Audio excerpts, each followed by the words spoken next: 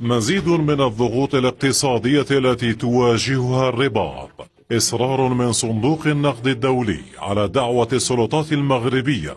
إلى المرور نحو مرحلة جديدة تقضي بتحرير كلي للدرهم لاستهداف التضخم ومجابهة صعوبات الوضع الاقتصادي الهش. أزمة دفعت بنك المغرب لإبداء تحفظ حيال الأمر بداعي أن الوقت غير مناسب في ظل ظروف تميزها احتجاجات شعبية رافضة للأوضاع الاقتصادية المتدهورة والتي طالت جيوب المواطنين المغاربة. وكان المغرب قد بدأ تحريرا جزئيا لسعر صرف عملته عام 2018 باعتماد نطاق متقلب بنسبة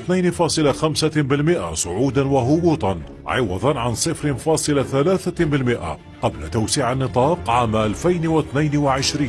إلى حدود 5% ارتباطا بسلة عملات تضم اليورو بنسبة 60% والدولار بنسبة 40%. ويواصل صندوق النقد الدولي الضغط على المغرب لمزيد من الزيادات الإضافية لسعر الفائدة الرئيسي لاحتواء الضغوط التضخمية التي فاقت التوقعات برأي مراقبين. التقرير الأخير لصندوق النقد الدولي دحض توقعات حكومة أخنوش ببلوغ نسبة النمو 4%